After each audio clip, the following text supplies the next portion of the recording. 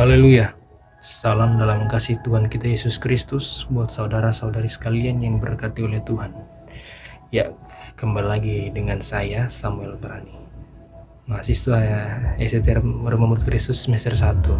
Ya, saya baru membuat video lagi setelah beberapa waktu lamanya tidak membuat video. Dan kali ini saya membuat video ini dengan tujuan untuk membawakan materi dari mata kuliah spiritualitas 1, materi ke-8, yaitu tentang kerajinan.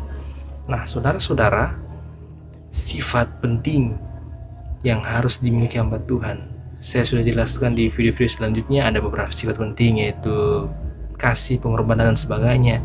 Dan kali ini saya akan membahas tentang rajin atau kerajinan. Jadi, sifat penting lainnya yang harus dimiliki hamba Tuhan adalah rajin. Karena menjadi hamba Tuhan itu tidak boleh malas, tidak boleh, saudara. Kalau kita sudah menjadi hamba Tuhan, maka kerajinan itu harus ada pada diri kita. Nah, mengenai kerajinan dalam kitab Amplas, maksudnya dalam kitab Amsal paling banyak membahas tentang kerajinan. Seperti contohnya di kitab Amsal 6 ayat 6 sampai 8 saya bacakan. Hai pemalas, pergilah kepada semut, perhatikanlah lakunya dan jadilah bijak. Biarpun tidak ada pemimpinnya, pengaturnya atau penguasanya, ia menyediakan rotinya di musim panas dan mengumpulkan makanannya pada waktu panen. Nah, jadi firman Tuhan firman Tuhan tentang kerajinan mengambil contoh dari semut, yaitu dia membandingkan seorang pemalas dengan semut. Nah, dikatakan, hei pemalas, pergi lihat kepada semut. Jadi Anda bayangkan seorang manusia yang malas dibandingkan kepada seekor hewan yang dalam pandangan manusia tidak ada apa-apanya, dibandingkan untuk melihat apa kelebihan yang ada pada semut itu, yaitu kerajinannya. Nah, pergilah kepada semut, perhatikanlah lakunya dan jadilah bijak.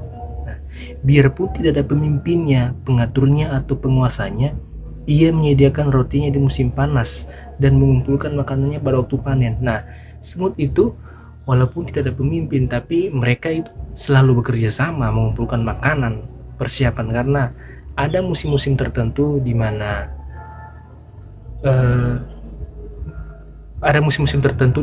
akan ada tiba susah makanan bagi kaum semut ini. Nah, pada masa kelimpahan mereka bekerja sama untuk mengumpulkan makanan untuk dipersiapkan pada masa akan susah makanan nanti. Nah, di sini walaupun mereka tidak ada pemimpinnya, tidak ada pemimpin, tidak ada yang mengatur, namun mereka tetap bekerja sama tentunya dengan kerajinan yang ada, karena kalau tidak rajin tidak mungkin mereka mau bekerja susah payah. Nah, makanya itulah alasan firman Tuhan membandingkan seorang pemalas dengan semut. Dibandingkan, contohlah semut itu, dia itu rajin bekerja, rajin melakukan pekerjaan-pekerjaan penting walaupun tidak ada yang mengatur, namun karena rajin ia melakukan apa yang sangat penting itu. Nah, jadi kita sebagai hamba Tuhan, sebagai pelayan-pelayan Tuhan, kita tidak boleh malas, saudara-saudara. Kita harus rajin. Sebagai pelayan, sebagai hamba Tuhan, yang kita lakukan adalah memenangkan jiwa untuk Tuhan. Nah, kita harus bekerja, kita harus menyelamatkan jiwa-jiwa di luar sana. Tidak boleh kita malas-malas berdiam diri saja, karena Tuhan tidak menghendaki orang-orang yang malas. Ia menghendaki orang-orang yang rajin melakukan sesuatu yang sesuatu yang berguna untuk kemuliaan Tuhan, saudara-saudara. Kuncinya adalah hikmat. Tuhan telah memberikan hikmat kepada kita. Nah, sudah tentunya kita harus menggunakan hikmat yang Tuhan berikan itu. Gunakan hikmat itu untuk pekerjaan Tuhan. Jangan hanya malas-malas saja. Nah, saya juga mengambil tokoh Esau dan Yakub. Coba saudara-saudara bayangkan, orang tua dari Esau dan Yakub itu kan tentunya Ishak. Ishak pekerjaannya adalah peternak. Nah, peternak berarti mereka mempunyai kambing domba dan lainnya tentu kan. Namun mengapa Esau kesehariannya itu selalu pergi untuk berburu? Mengapa? Nah, ini semua karena hobi daripada Esau itu adalah berburu. Karena hobinya, makanya ia suka berburu. Nah, Esau pergi berburu karena hobinya adalah berburu. Jadi dia berburu itu hanya berorientasi kesenangan dirinya, hobinya. Makanya dia pergi berburu hanya untuk memuaskan kesenangannya, karena kesenangannya adalah pergi berburu. Nah, Tuhan menginginkan kita sebagai hamba Tuhan, kita berorientasi pada tujuan Tuhan, bukan pada kesenangan kita.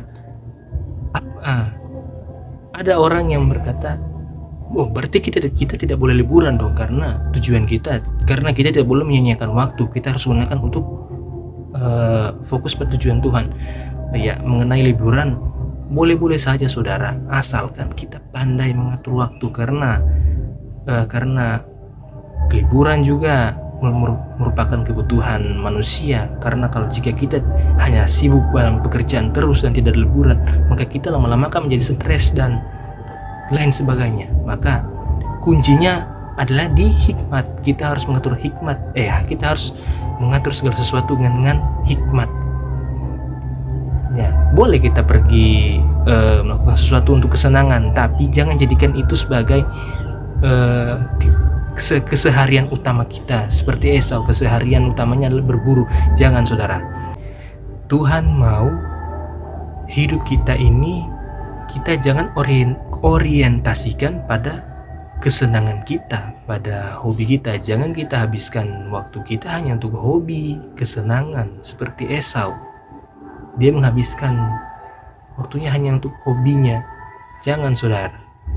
Memang boleh kita melakukan sesuatu untuk hobi kita, tapi jangan jadikan itu sebagai yang utama dari yang lain. Tidak boleh.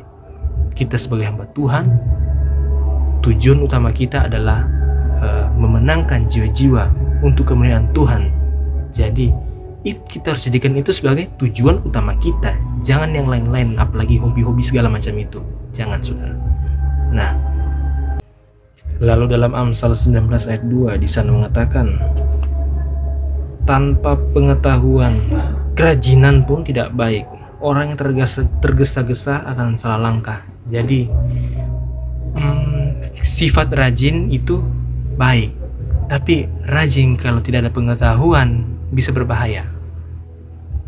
Ada orang yang rajin namun pengetahuannya tidak ada. Jadi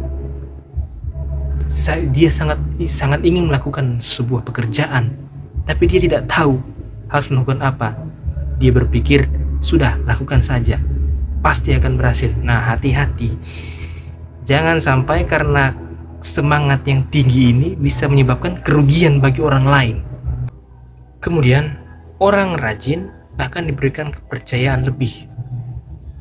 Kepercayaan itu baik adalah kepercayaan untuk memanage atau mengatur.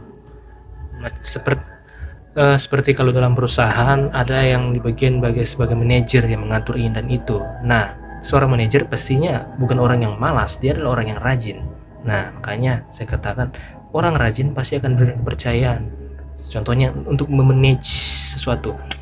Manage itu bisa mulai dari manage diri sendiri, memanage orang lain, memanage pekerjaan, dan apapun itu. Tuhan bisa memakai kita untuk memanage orang-orang lain, memanage jemaat-jemaat Tuhan. Tuhan akan memakai orang yang rajin dan bukan orang yang malas. Jadi kesimpulannya adalah, mari jangan kita hanya duduk diam dan bermalas-malasan.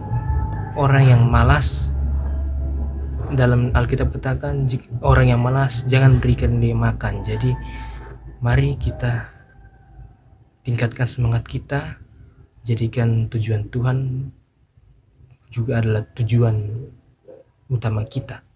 Jadi ya, saya bicara sudah tidak panjang-panjang lagi. Jadi mari gunakan hikmat yang Tuhan berikan untuk melakukan pekerjaan Tuhan dengan rajin. Ya, inilah yang bisa saya sampaikan. Kiranya apa yang saya sampaikan bisa memberikan sedikit pemahaman baru bagi saudara-saudara yang menyaksikan. Terima kasih. Tuhan Yesus memberkati kita sekalian.